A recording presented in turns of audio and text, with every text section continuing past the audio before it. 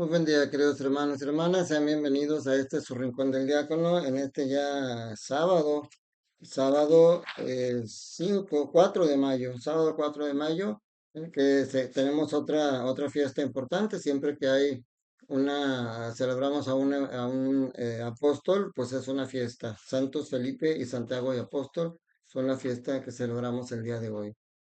Felipe y Santiago, hoy de alguna manera nos lo muestran en las escrituras.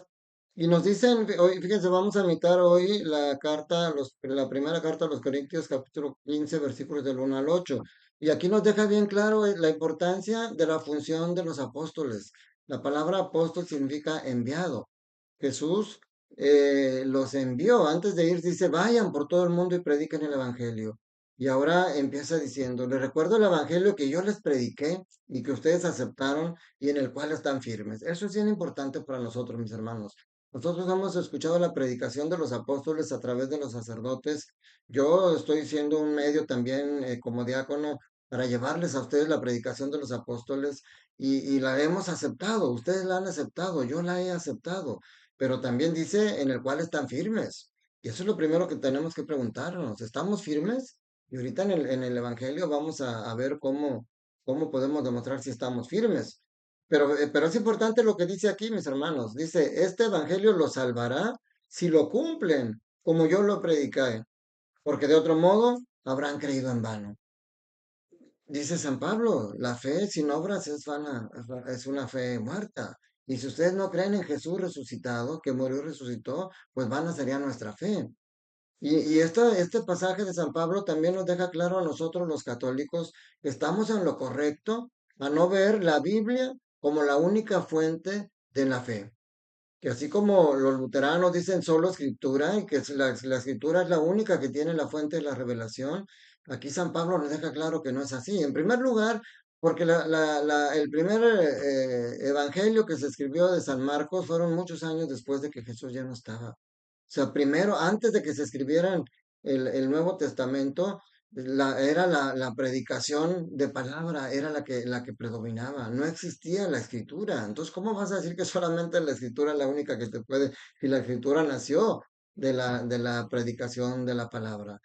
Por eso, cuando dice, le transmití ante todo lo que yo mismo recibí.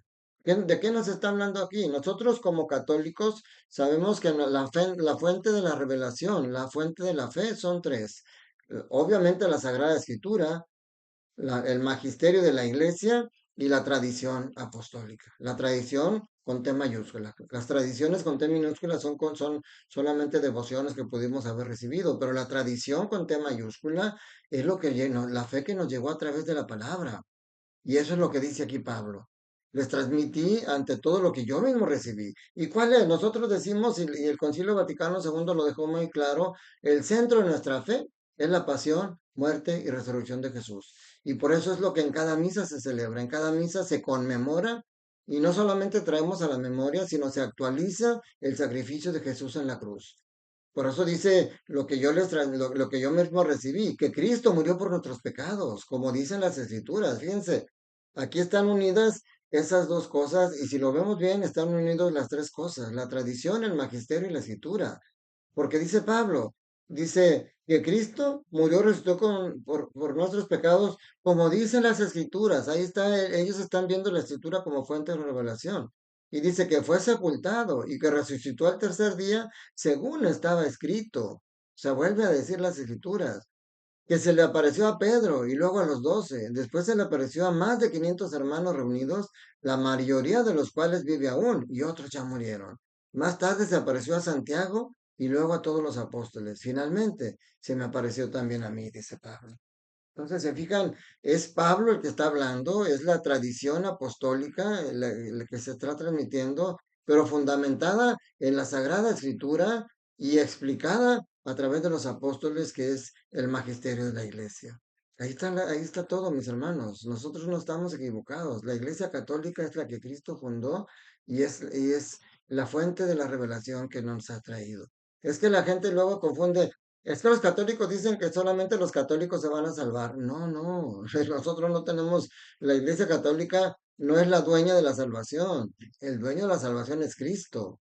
Pero la Iglesia Católica Cristo la dejó con los elementos, con los sacramentos, con los elementos para alcanzar esa salvación de Cristo Jesús a través de la iglesia y a través de las enseñanzas que el mismo Cristo nos trajo. Entonces, esta fiesta de los Santiago, de Santiago y de Felipe, nos enseña eso. Y miren cómo aquí hablaba de Santiago, cómo se le apareció, y en el Evangelio de Juan, capítulo 14, versículos de 6 a 4, habla de Felipe, que son los dos apóstoles que hoy celebramos en esta fiesta. En los versículos anteriores aquí, para entender el concepto de por qué Jesús le dice esto con lo que empieza aquí, en los versículos anteriores, Jesús les dice, no pierdan la paz. Si creen en Dios, crean también en mí. En la casa de mi padre hay muchas habitaciones. Si no fuera así, yo se los habría dicho, porque voy a prepararles un lugar. Dice, pero cuando me vaya, y los llevaré conmigo, para que donde yo esté, estén también ustedes. Y ya saben el camino para llegar al lugar a donde voy. Y entonces después de que dice Jesús eso, Tomás le dice, Señor, ¿a dónde? No sabemos a dónde vas. ¿Cómo podemos saber el camino? Y entonces aquí empieza el Evangelio de hoy con la respuesta de Jesús. Jesús le dijo a Tomás, yo soy el camino, la verdad y la vida. Nadie va al Padre si no es por mí. ¿Te fijas cómo ahí está hablando de la primera y de la segunda persona de la Trinidad? Pero la tercera persona es la que nos guía en ese camino para en el que el Hijo nos lleva al Padre. Y luego dice lo importante que ya hemos mencionado en días anteriores de conocer de a Jesús y de que para conocerlo hay que tener un diálogo constante con Él. Dice, si ustedes me conocen a mí, conocen también a mi Padre. Ya desde ahora lo conocen y lo han visto. Fíjense, tres veces en este pequeñito dos renglones, tres veces viene el verbo conocer. Es la importancia de poder conocer a Jesús. Y entonces entra Felipe y Felipe le pregunta, Señor, muéstranos al Padre y eso nos basta. Porque Felipe obviamente era un judío de los de antes, pues estaban apenas conociendo a Cristo. Y los judíos del Antiguo Testamento, el Dios Padre, que era el único que conocían, era un Dios lejano. El Dios, un Dios al que no tenían acceso, que ni siquiera podían pronunciar su nombre y ni siquiera podían mirarlo porque podían morir. Entonces, por eso Felipe le dice, muéstranos al Padre, o sea, el Padre que tanto nos ama, yo quiero conocerlo. Y dice, y eso nos basta. Eso nos basta, conocer al Padre y tener al Padre con nosotros. Porque teniendo al Padre, por eso las acciones de uno siempre son las acciones de los tres. Por eso cuando decimos y les adjudicamos una tarea, es solamente como motivo de estudio, porque decimos Dios Padre es el creador, Dios Hijo es el Salvador y Dios Espíritu Santo es el santificador. Y como si el Padre no fuera a santificar o el Espíritu Santo no nos pudiera salvar. O sea, las acciones de uno son las acciones de los tres. De hecho, por eso decimos que Dios Padre es el creador. Y sin embargo, cuando el prólogo de San Juan dice, en el principio ya existía la palabra y la palabra estaba con Dios y la palabra era Dios, se refiere a Jesús. Y luego dice, todo fue creado por Él y para Él, se refiere a Jesús. O sea, las acciones de uno son de todos. Por eso aquí Felipe escucha esto que le dice Jesús. Dice Felipe, tanto tiempo estoy contigo y todavía no me conoces. Tanto tiempo estoy con ustedes y todavía no saben. ¿O no creen que yo estoy en el Padre y que el Padre está en mí? Y entonces aquí dice, las palabras que yo les digo, no las digo por mi cuenta. Es el Padre que permanece en mí, quien hace las obras que yo no hago. Créanme, yo estoy en el Padre y el Padre está en mí. Y dice, si no creen en mí, si no me dan fe a mí, créanlo por las obras. Se fijan, ahí está hablando no es una dualidad, de esa unidad del Padre y del Hijo, que las obras de uno son obras del otro, son obras de los dos. Y cuidado porque cuando yo estoy hundido en la desesperación por un problema, por una tormenta, Jesús me podría decir lo que le dijo a Felipe, oye Antonio, tanto tiempo estoy contigo y todavía no me conoces, todavía no sabes de cuántas tormentas no te he librado. ¿Por qué no? ¿Por qué tú que me estás viendo, a lo mejor eres diácono, a lo mejor tú eres ministro extraordinario y tienes muchos años sirviendo a Dios en grupos apostólicos y tú puedes decir, yo ya conozco a Dios porque estoy tan unido. Y entonces, ¿por qué te hundes a veces en la desesperación ante una tormenta? Y entonces, ¿por qué de repente parece que no tuviéramos esa fe? Eso es lo que tenemos que cuestionarnos nosotros.